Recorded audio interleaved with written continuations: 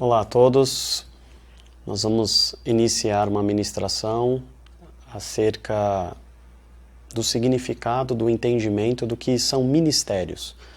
Existem muitas dúvidas, muitos questionamentos, muito ensino errado e as pessoas têm dificuldade em compreender o que significa um ministério, confundem com muitas outras coisas. E eu gostaria de deixar essa primeira mensagem de uma série de mensagens que vão ser colocadas no canal Igreja de Sorocaba para realmente trazer esclarecimento sobre o que significam os ministérios, como aplicar os ministérios, qual o propósito, qual a finalidade e compreender realmente o que são ministérios, qual o propósito disso dentro do reino de Deus. E o objetivo do nosso canal é exatamente trazer esse esclarecimento. Então eu vou estar trazendo uma série de ministrações, nós vamos dividir em várias partes sobre este estudo dos ministérios. No canal existem outras ministrações dos cultos, dos encontros que nós temos na igreja, mas também estamos ministrando esse estudo sobre ministérios e você vai poder acompanhar parte por parte. Essa é a primeira ministração dessa série de aulas que nós vamos ter e ministrações sobre esse tema ministérios, então que você possa estar acompanhando e sendo realmente edificado por este ensinamento. Esse assunto ele é um assunto muito extenso, complexo e que vai levar muito tempo, por isso semanalmente nós vamos estar postando os vídeos para você poder estar acompanhando, então é importante você se inscrever e poder deixar lá o sininho ativo para quando nós colocarmos um vídeo novo, você poder ser informado e avisado e entender realmente o significado disso. Bom, eu gostaria de iniciar essa ministração sobre esse estudo de ministério, usando uma referência no Evangelho de Mateus, lá no capítulo 12, Jesus, a partir do versículo 22 até o versículo 30, assim tendo ser o suficiente, ali Mateus relata um ocorrido com Jesus muito interessante. Um surdo e mudo é trazido até Jesus. Jesus então ora por esse surdo e mudo e o demônio que ali estava é expulso e esse homem então ele é liberto e ele torna a escutar e falar normalmente e a cura acontece, a libertação acontece. E Jesus é questionado pelos fariseus no sentido de que Jesus estava operando esses sinais por meio de um príncipe dos demônios, que é Beelzebul.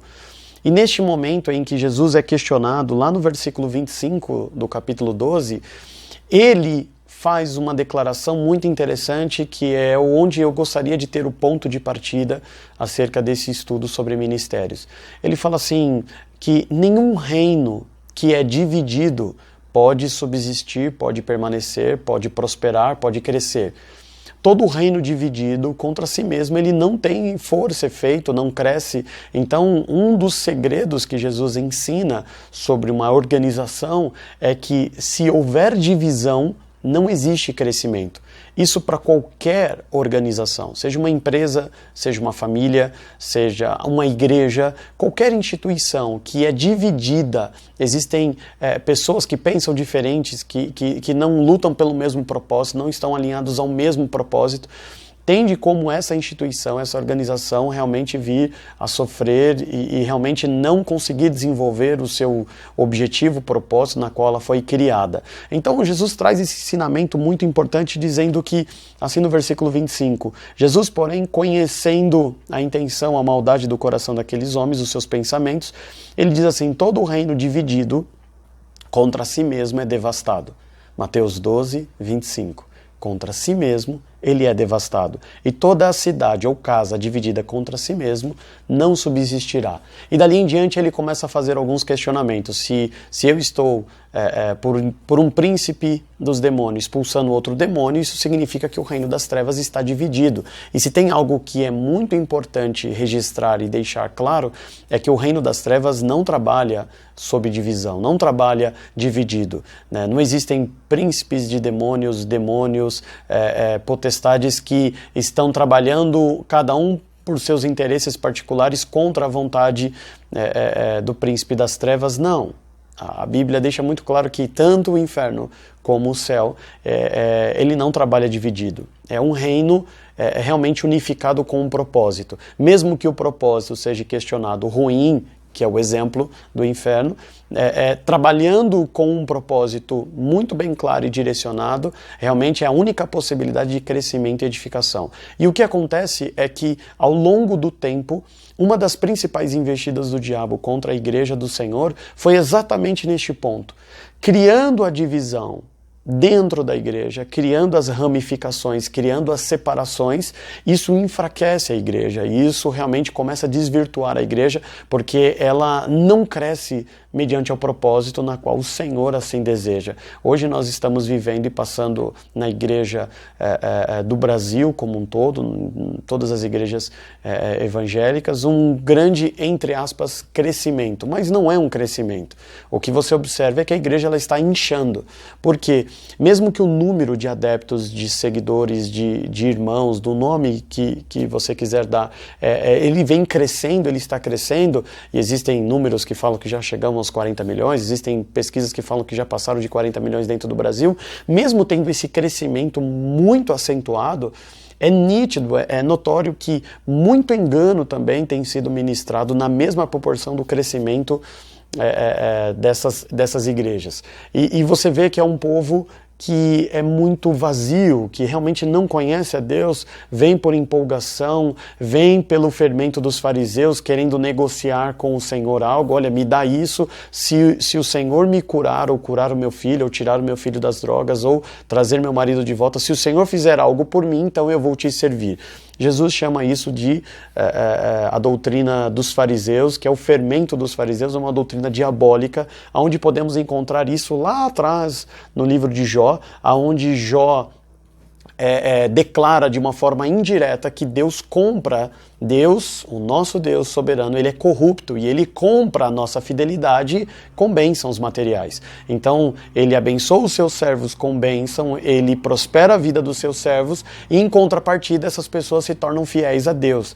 E tanto lá atrás, como Deus reprovou isso diante de Lúcifer, diante do diabo, também Jesus, aqui ainda em vida sobre essa terra, também condenou essa doutrina diabólica que os fariseus vieram a dar uma forma um pouco diferente, mas com o mesmo propósito, que é a negociação, é a barganha. Deus faz algo por mim, então eu vou ser fiel a Ele. Ou seja, se isto é uma verdade, então o Deus a qual servimos é um grande Deus corrupto, que compra a nossa fidelidade com bênçãos materiais.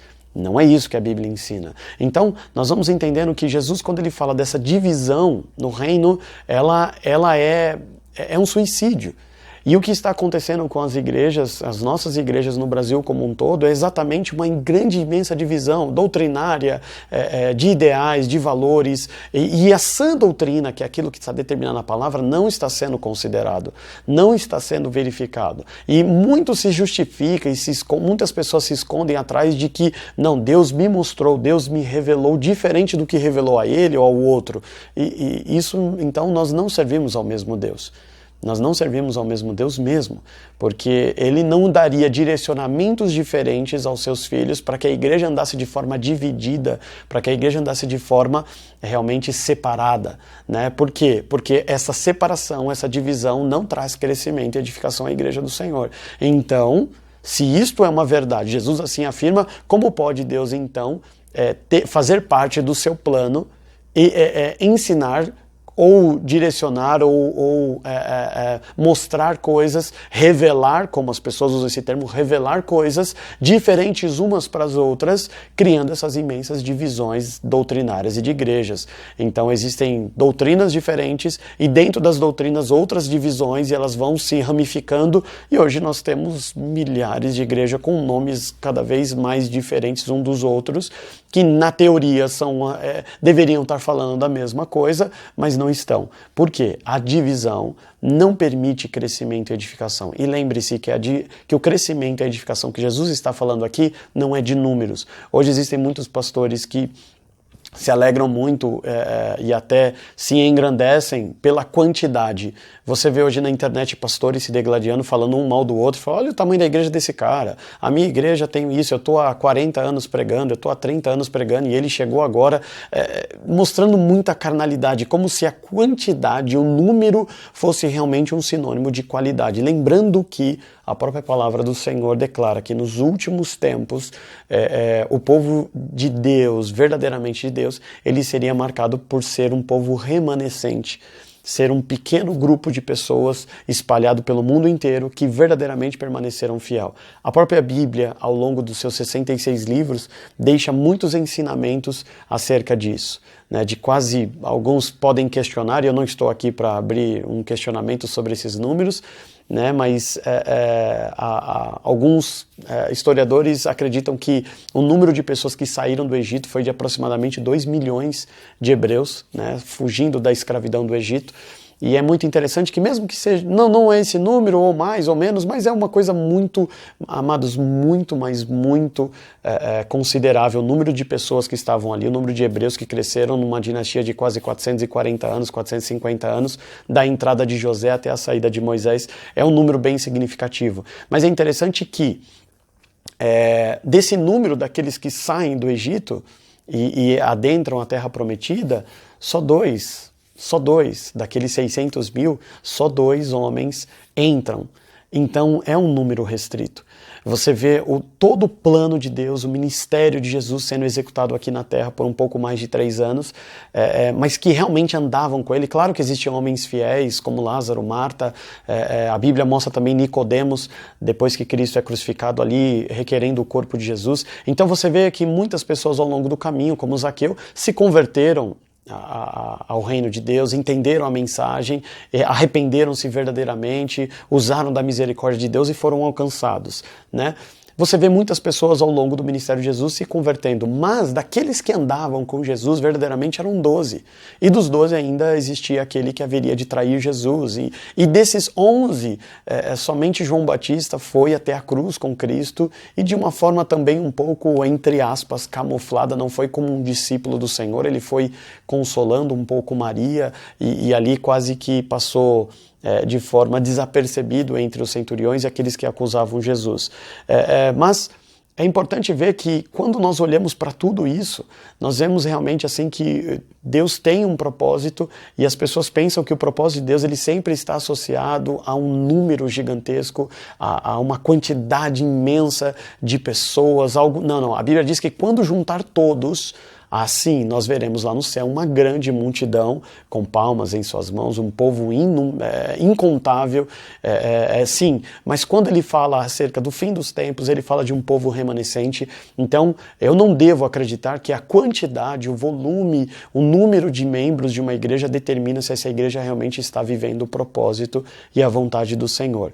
Então essas divisões entre doutrinas, visões, a maneira como cada um enxerga a igreja, isso é extremamente prejudicial e faz parte do propósito e do plano do inimigo das nossas almas para, trazendo essa divisão, realmente vem a impedir o crescimento da igreja. Trazendo essas separações, modo de pensar, maneira de pensar, isso vai totalmente na contramão da Bíblia.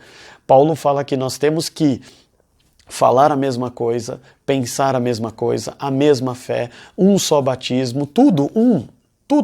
Ele compartilha com as igrejas suas cartas, dizendo assim, olha, se tem algo que vocês querem compartilhar comigo, fale, porque talvez eu não esteja experimentando, talvez eu não esteja vivendo e ainda experimentando isso, para que meu gozo seja completo, ou seja, sempre buscando que todas as pessoas estejam sempre na mesma medida, que as pessoas estejam sempre caminhando com o mesmo propósito, dentro da mesma visão, e não causando divisão. E Jesus traz esse ensinamento, dizendo que é importante saber que a divisão não faz parte do plano de Deus, porque nenhum reino dividido cresce, subsiste, prospera. Jesus traz lá no Sermão da Montanha, em Mateus capítulo 5, no versículo 9, dizendo assim que os pacificadores serão chamados de filhos de Deus. Quem são os pacificadores? Aqueles que lutam contra a guerra, a divisão, aqueles que lutam contra as separações, aqueles que lutam para que a paz, que é a harmonia, que é o entendimento entre as partes, aconteça. Então, o pacificador, ele tem como uma marca, uma identidade muito clara que é ser chamado filho de Deus. Então os filhos de Deus têm uma identidade e uma característica muito peculiar. Eles são pacificadores. Eles não causam divisão dentro da igreja, eles não causam divisão dentro do seu trabalho, eles não causam divisões dentro das suas famílias, ele não causa divisão em nenhum lugar. Ele é um pacificador. Isso é uma característica bem peculiar dos filhos de Deus. Pense nisso. Então, divisão não faz parte do propósito de Deus para a sua igreja, porque todo reino dividido não prospera, não subsiste, não permanece e muito menos cresce e se fortalece. Ok? Esse é o ensinamento que o Senhor traz aqui. Mas eu quero trazer alguns pontos aqui de esclarecimento para essa série de assuntos que nós vamos tratar sobre ministérios. Existem muitos questionamentos, assim, o que significa ministério? Ministério, eu não vou, amados, o objetivo não é ir no detalhe, o grego significa, isso vem da palavra, não, mas de uma forma simples e muito objetiva, porque o evangelho ele é extremamente simples.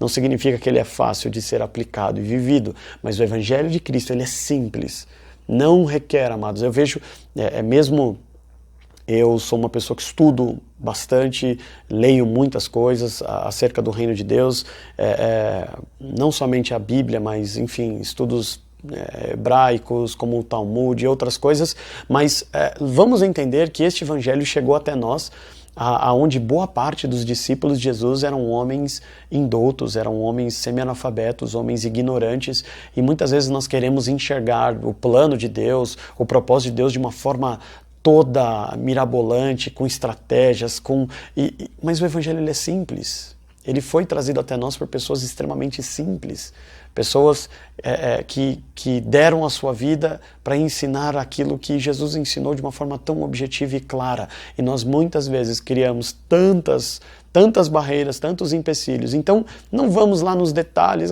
ministério, a palavra vem do grego, o que significa isso? Não, nós vamos ser o mais objetivo e prático possível. Se você quiser se aprofundar, mande um e-mail para nós e eu posso passar uma série de materiais para vocês, ensinar, mas nós não vamos nos deter exatamente nesses detalhes profundos, porque isso não é importante nesse momento. Ministério é uma função. É qual a tua função dentro do corpo de Cristo? Se podemos fazer uma comparação, e eu gosto muito dessa comparação, sobre uma carreira profissional. O que é um médico?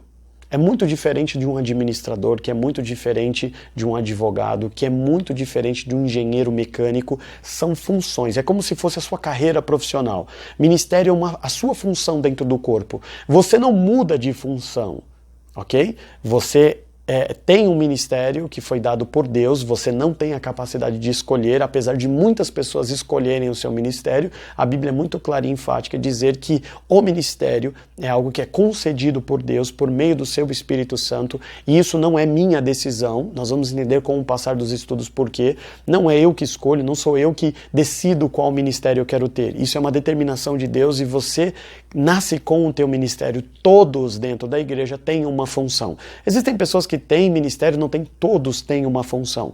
Todos. O problema é que hoje a maioria das igrejas, ou quase todas as igrejas no mundo, se você for uma bênção, se você estudar a palavra e aprender, tiver uma relação muito íntima com Deus, em 15, 20 anos provavelmente você vai virar um pastor. Dificilmente você vai ser ordenado, levantado, ungido para ser um evangelista, ser um profeta, ser um mestre, um apóstolo. Todo mundo vira pastor. Em grande, imensa maioria das igrejas, todo mundo vira pastor. Ou seja, todo mundo é mão direita. Não tem mão esquerda no corpo, não tem pé direito, não tem pé esquerdo, não tem olho, não tem boca, não tem nada. Todo mundo tem uma só função. Se você for uma bênção e permanecer dentro de uma igreja por 15, 20 anos, você se torna um pastor. Todo mundo vira pastor.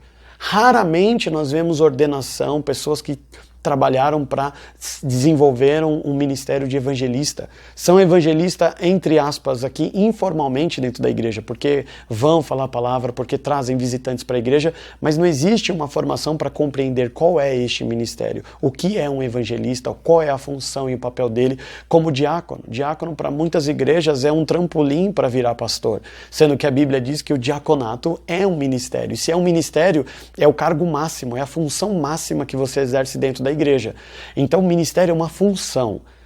qual é a tua função dentro da igreja. Isso é o ministério. Ministério é qual é a sua carreira nessa ilustração, a sua carreira profissional. Você é um médico, você é um mecânico, você é um administrador, você é um juiz. Então é a sua função dentro do corpo. Isso é ministério. Algumas pessoas confundem, por exemplo, e missionário. Missionário é um ministério? Não. Missionário não é um ministério. Porque um missionário pode ser um pastor, um missionário pode ser um evangelista, um missionário pode ser um mestre, um missionário pode ser um profeta. Missionário é todo aquele que tem uma missão, uma ação com começo, meio e fim. Isso é um missionário. Então ele pode ser um pastor, ele pode ser um apóstolo que vai com uma missão para algum lugar, com algum propósito específico e após concluir esta ação retorna, né, para sua casa, para aquilo na qual ele já vem desenvolvendo e trabalhando. Então, missionário não é uma função dentro do corpo de Cristo. Missionário é aquele que tem uma missão, vamos dizer assim, um projeto, começo, meio e fim. Ele exerce o seu projeto e retorna a sua função comum dentro do corpo, vamos chamar assim. Então, missionário não é um ministério. Muitas pessoas confundem missionário com evangelista. Não, se ele é um evangelista, ele é evangelista. Ponto. Missionário é aquele que recebe uma missão específica, como nós vemos na palavra de Deus, Felipe recebendo uma missão específica, ele vai até o deserto, encontra o eunuco, ensina, revela, traz o conhecimento do que está escrito em Isaías, batiza o eunuco e volta. Naquele momento ele era um missionário, ele foi com um propósito, fez e retornou. Né? Ele não foi como evangelista, até porque ele era um diácono. Então, um diácono tendo como um papel também um missionário.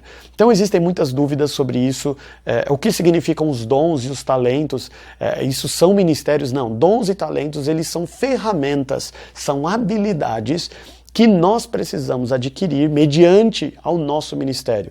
Então se o meu ministério é esse, existem alguns dons e talentos que são importantes para eu exercitar, para eu realmente colocar em prática o meu ministério. Então é importante entender que dons e talentos eles não são ministérios, eles são habilidades que ajudam a cada um de nós a executar o seu ministério. Então, se eu tenho um ministério como ministério de pastor, se eu tenho um ministério como de mestre, se eu tenho um ministério como profeta, existem alguns dons, alguns talentos que são importantes e fundamentais você adquirir para que o exercício do teu ministério seja muito bem, para que o teu ministério ocorra muito bem, para que a tua função dentro do corpo seja realmente executada com muita propriedade, realmente produzindo fruto e trazendo edificação. Então, dons e talentos não têm a ver com o ministério, são ferramentas que te ajudam a construir, né? São ferramentas que te ajudam, que te auxiliam no exercício do seu ministério. Então isso são dons e talentos, não confunda com ministérios.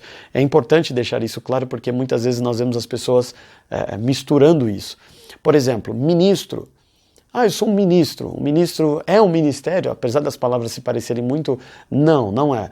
O ministro, normalmente, ele se encontra debaixo de um ministério, dando auxílio e suporte a esse ministério. Ele pode, amanhã ou depois, assumir uma função muito específica dentro do corpo de Cristo e exercitar e colocar em prática o seu ministério, mas enquanto ministro, ele oferece suporte sempre a um ministério acima. Então, ele pode ser um ministro de um pastor, que tem um ministério, e auxiliar ele. E com o passar do tempo, esse ministro for realmente levantado e nomeado para exercer o seu ministério como um evangelista. Então, um ministro pode dar suporte ao ministério e amanhã ou depois ter o seu próprio ministério. Quando eu digo ministério, não estou falando de igreja, doutrina, um CNPJ na qual você é responsável. Ministério, eu estou falando daqueles que ao longo dos estudos vocês vão aprender que são os profetas, os pastores, os 5 ministérios, mais diaconato, existe ministério de socorro e outros que a Bíblia diz. Eu não vou falar sobre doutrina, não vou falar sobre igrejas. Mas na minha igreja existe um ministério disso e daquilo. Pode existir, não, nós também vamos aprender isso que na Bíblia não tem, mas isso não significa que na sua igreja, se realmente for algo que tem um propósito, que seja fundamentado na palavra, que não possa existir para oferecer suporte e vamos entender qual é o objetivo dos ministérios. Se cumpre o papel e o objetivo dos ministérios, pode ser um ministério, né? Então é importante entender isso, que o ministro ele traz auxílio a um ministério, ok? Eu gostaria de ler com vocês como referência nessa base que nós vamos ministrar aqui na primeira parte, né, desse estudo de ministérios, o livro de Efésios, capítulo 4, Eu vou abrir aqui e vocês estejam acompanhando. Efésios capítulo 4, nós vamos ler a partir do versículo 11 até o versículo 16. Eu vou ler esses versículos e depois eu vou explicar ponto a ponto os principais pontos de destaque desses versículos que Paulo escreve, dessa carta que Paulo escreve aos irmãos em Éfeso.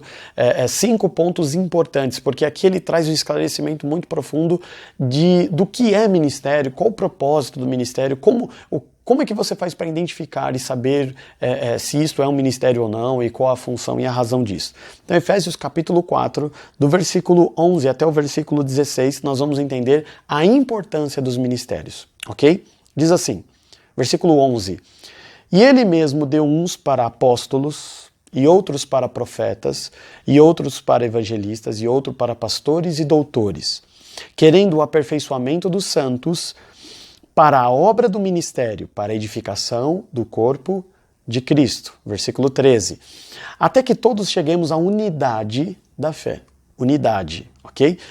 E ao conhecimento do Filho de Deus, a varão perfeito, à medida, a estatura completa de Cristo. 14. Para que não sejamos mais meninos inconstantes, levados em roda por todo o vento de doutrina, pelo engano dos homens que com astúcia, percebe isso? Com astúcia enganam fraudulosamente. Versículo 15. Antes, seguindo a verdade em amor, cresçamos em tudo naquele que é a cabeça, Cristo. 16. No qual todo o corpo bem ajustado e ligado pelo auxílio de todas as juntas, segundo a justa operação de cada parte, faz o aumento do corpo para a edificação em amor. É um texto riquíssimo, com muitas informações importantes. Eu vou extrair apenas 5 para esse estudo, mas existem, obviamente, muito mais coisas que Paulo quer ensinar aqui, mas nós vamos ficar contido a esses 5 pontos aqui importantes. Do versículo 11 até o versículo 16, eu vou destacar esses pontos, e o primeiro, que fica muito claro aqui, lá no versículo 11, é que ministério não é algo que eu desejo e escolho para mim. A Bíblia diz aqui no versículo 11 do capítulo 4 de Efésios que Deus deu, Ele concedeu, Ele decidiu qual seria o meu ministério. Mesmo que isso possa não ser aceito por mim, o dia em que realmente você descobrir qual é o teu ministério, você vai exercê-lo muito bem se preparar para isso. Isso é importante. Mais à frente a gente vai relatar sobre esses pontos. Mas o que é claro aqui é que deixa muito claro esse texto que Deus é quem concede o ministério. Ele sabe. E nós vamos entender depois com uma parte do nosso ensino, né, dos nossos estudos sobre o ministério, que o nosso temperamento tem uma correlação muito próxima que mostra por que Deus nos fez assim. O primeiro ponto que eu quero deixar claro aqui é que ministério você não escolhe. Existem muitas pessoas executando o seu ministério de uma forma muito triste. E muitas vezes a igreja classifica e julga de uma maneira errada. Eu não gosto daquele pastor, eu não gosto da ministração dele, não gosto da palavra dele. E muitas vezes essas pessoas que estão sendo recriminadas, que estão sendo diminuídas dentro de uma igreja que tem 5, 6, 10 pastores, tem um pastor líder e a igreja tem uma identidade com esse pastor. E existem os outros pastores que estão ali. E dentro desses outros pastores existem as preferências. E existem pessoas na igreja que não gostam muito desse ou daquele pastor, mas infelizmente isso é um reflexo de exatamente esse ponto, de talvez, não estou afirmando que todos os casos são assim, mas que talvez são pessoas que se tornaram pastor, mas não é esse o ministério na qual o Senhor os deu. Mas como quase que todas as igrejas, na sua grande imensa maioria, você tem quase que na totalidade as pessoas sendo ungidas a pastores, então talvez ele era um evangelista que naturalmente acabou migrando para se tornar um pastor e hoje sofre por não conseguir exercer muito bem o seu ministério porque não é essa a sua função. Ele não nasceu para ser pastor, não foi esse o propósito a qual o Senhor o chamou, mas ele acabou se tornando um pastor. Então você vê pessoas pastores que são amados pela igreja, mas a própria igreja também assim, olha, ele é uma bênção, é um pastor que é uma referência, dá um bom testemunho, mas quando ele está no exercício do seu ministério, entre aspas, existe muito conflito, muita resistência. Por quê? Porque não consegue desenvolver bem. Não estou dizendo das pessoas que falam mal, não estou dizendo daquelas pessoas que julgam, mas eu estou dizendo assim que realmente é um fato, não consegue exercer bem o seu ministério. Por quê? Porque muitas vezes este homem foi levantado para ser uma mão, mas ele, no meio do caminho, decidiu ser pé. E muitos deles também falam assim, não, porque Deus me disse, porque um profeta falou, muito cuidado, porque o Deus a qual servimos, ele não causa divisão. Ele não te levantou para um propósito e levanta um profeta para falar para você que, na verdade, não tem nada a ver aquele propósito. Então nós precisamos descobrir de uma forma muito racional, na nossa intimidade e relação com Deus, qual é o nosso ministério, porque é Ele quem nos concede, é Ele quem nos dá esta função dentro do corpo de Deus. Então, o versículo 11 do capítulo 4 deixa isso muito claro, que quem escolhe o nosso ministério é Deus. Ah, mas eu acho que eu canto bem e eu tenho que fazer isso. Não é porque você acha que você canta bem. Não é porque em alguns momentos aconteceram algumas coisas que te deixaram arrepiado. Isso não significa que esse é teu ministério. Isso não significa que essa é a tua função. Não. Isso é concedido por Deus. E nós não temos que buscar isso de forma emotiva. Nem por nada fora da razão, do conhecimento da palavra e da sua relação com Deus para chegar a essa conclusão. Existe um segundo ponto muito interessante aqui, é que mesmo os ministérios tendo funções diferentes, os ministérios, todos eles trabalham para uma mesma finalidade.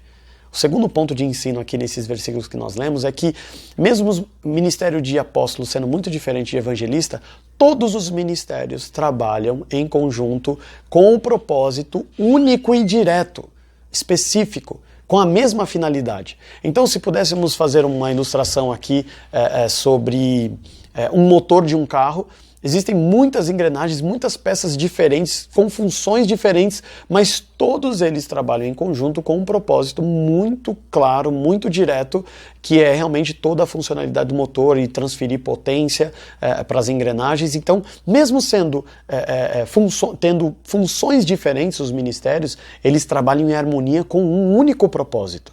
Então, isso é importante, que quando nós vemos aqui, os ministérios, eles existem, todos os ministérios com um único propósito, o aperfeiçoamento da igreja. Ele deu apóstolos, profetas, evangelistas, pastores, doutores, buscando o aperfeiçoamento da igreja. Ou seja, os ministérios, mesmo tendo funções diferentes, tendo trabalhos e responsabilidades diferentes e pesos diferentes, todos eles trabalham com um único propósito, a edificação da igreja. Lembrando que a igreja não é o prédio, são as pessoas. Então, todo ministério precisa trazer crescimento, edificação, precisa fazer com que as pessoas enxerguem cada vez melhor a Cristo, entendam cada vez melhor o reino de Deus, busquem a presença de Deus cada vez mais e sejam edificados por isso. Do contrário, isso não é ministério. Se o que você faz dentro da igreja, se a tua função dentro da igreja não traz edificação à igreja, às pessoas, não considere isso como um ministério. Pode ser uma responsabilidade, você pode ser zelador da igreja. Aí eu arrumo as cadeiras, eu troco a água, isso é muito importante, isso é muito bom, mas isso não é ministério. Isso não é. Organizar a festa do pastel para arrecadar fundo para a igreja, para doar para um evangelista que está vindo da África, legal, bacana, muito bom, a iniciativa, o trabalho, mas isso não é ministério. Por quê? Porque deixa muito claro que os ministérios dados por Deus, eles têm o objetivo de edificar vidas, fazer as pessoas crescerem, fazer as pessoas serem realmente, se aproximarem mais de Deus, crescerem na vida espiritual, no seu caráter, ter uma transformação divina. Então é importante entender que ministério tem como característica a edificação da igreja. Se não está trazendo edificação, pode ser muito importante, pode ser algo fundamental dentro da zeladoria, nesse exemplo que eu estou dando dentro da igreja. Mas isso não é ministério. Ministério tem como característica principal a edificação da igreja, é o que nós vemos aqui. Então, primeiro, entendemos que o ministério são funções que eu não escolho, Deus me concede. Segundo, mesmo tendo funções completamente diferentes uns dos outros, todos trabalham com um único propósito, que é a edificação das pessoas. É ajudar as pessoas, edificar a vida das pessoas para que elas sejam transformadas. Um terceiro ponto muito claro aqui é que um dos objetivos, uma das coisas importantes do exercício do ministério é o quê? É trazer equilíbrio à igreja. É trazer equilíbrio à fé de todos. Os ministérios não existem para mostrar as classes que existem dentro da igreja. Ali estão aqueles irmãos que são uma bênção, que conhecem muito a palavra, que têm uma intimidade com Deus, que jejua toda semana, que faz isso, que tem, e aqui embaixo estão os mortais. O ignorante, o cara que ainda não largou os vícios. Não, os ministérios existem para quê? Para trazer todos para o mesmo nível.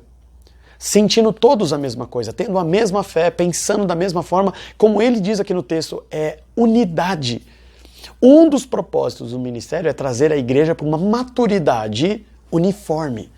É trazer a igreja para uma maturidade que tem realmente um equilíbrio entre todos os irmãos. Então, o meu trabalho não é continuar crescendo e me distanciando dos meus irmãos. Se eu estou colocando o meu ministério em prática, a minha principal função é trazer a edificação na vida das pessoas para que eles estejam no mesmo nível em que eu estou. Por isso nós vemos isso de forma repetida, Paulo falando, olha, compartilha comigo, se vocês estão vivendo, experimentando algo, fale para a minha edificação, para que meu gozo seja completo, sentindo a mesma coisa. Por que ele fala isso? Porque esse é um dos objetivos do ministério. Fazer com que a igreja toda, a maturidade dela toda esteja no mesmo nível e não desencontrado. Então o que adianta você ser uma pessoa que sabe adorar a Deus, que verdadeiramente quando canta, quando louva, você consegue adorar o Senhor e você está 10 anos numa igreja e você, olha, aquele momento do culto, ele é especial, ali você recarrega a sua bateria, é maravilhoso, você adora o Senhor, você se sente na presença dele, você clama, chora, é edificado. E do seu lado tem uma pessoa que não está entendendo nada do que está acontecendo. Ah, mas isso é problema dela. Ela que... Não. Faz parte do propósito, do exercício do ministério, fazer com que, se você não trabalhar para que essa pessoa entenda o que é adoração, o que é louvor, como você entende, você não está cumprindo o teu papel dentro da igreja. Porque todo e qualquer ministério tem como principal objetivo trazer a edificação da igreja e trazer as pessoas exatamente para o mesmo nível de maturidade, de conhecimento. É o terceiro ponto que eu quero destacar aqui deste texto, ok?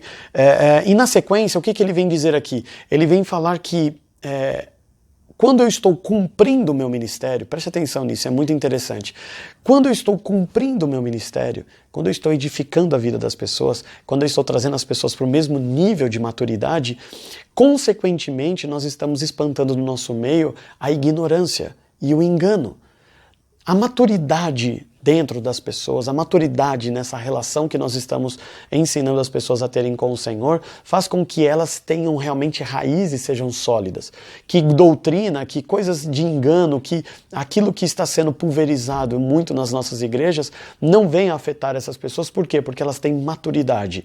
Elas sabem discernir, elas sabem separar o joio do trigo, discernir o que é bom, o que edifica e o que não edifica. Então o propósito do ministério é criar realmente essa maturidade, acrescentar a vida das pessoas para que exista um crescimento realmente efetivo, sólido, para que as raízes dessas árvores sejam aprofundadas, para que elas tenham a sua intimidade, a sua relação com Deus e que não dependam de interlocutores por tanto tempo, porque inicialmente é normal você ter pessoas te ajudando, né?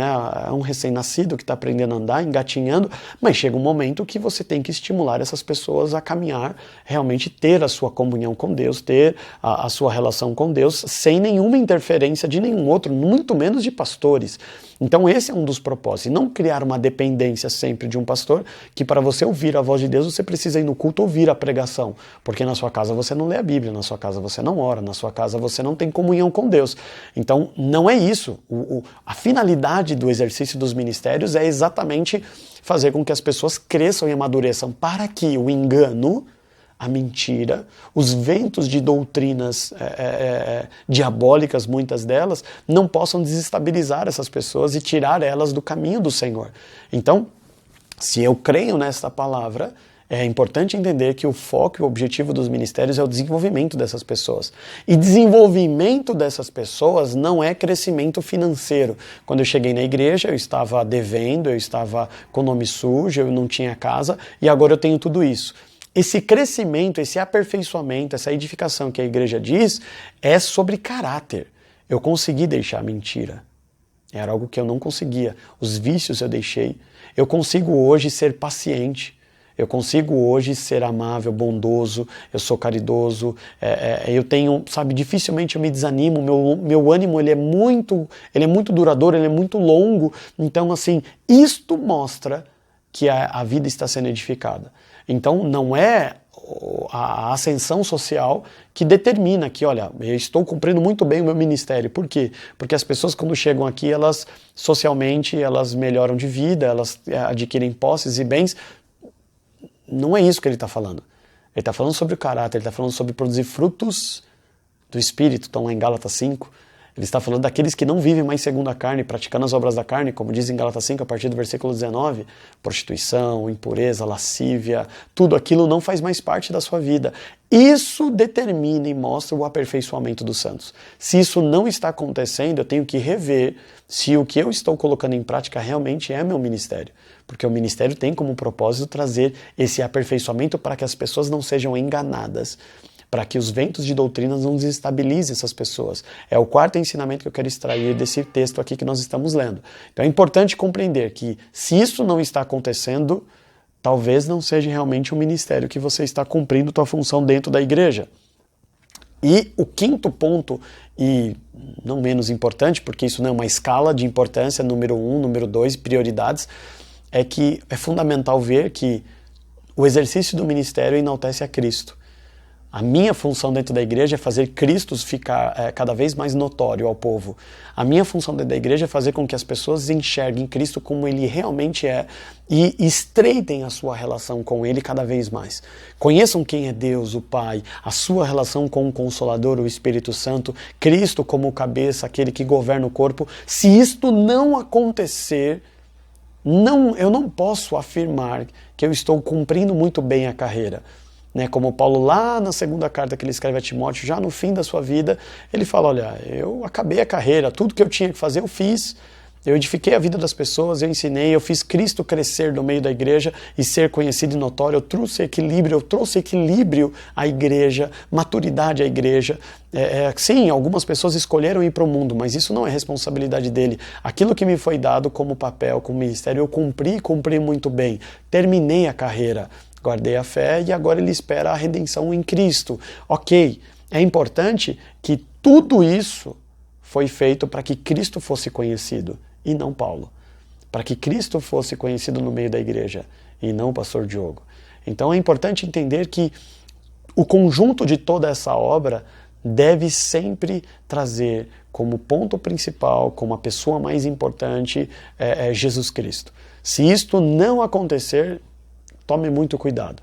Se os homens estão sendo mais conhecidos, quando você vê algum programa de televisão de alguma igreja, quando você conversa com algum amigo seu que é de outra igreja, que não é da igreja onde você congrega, e você pergunta como é a igreja, e aí o que está acontecendo na sua vida, qual que é a obra de Deus na sua vida, e ele fala, não, porque o pastor disse isso, porque o pastor... Não, peraí, nada mais... Amados, tudo que nós estamos fazendo nada mais é que replicando aquilo que está na palavra.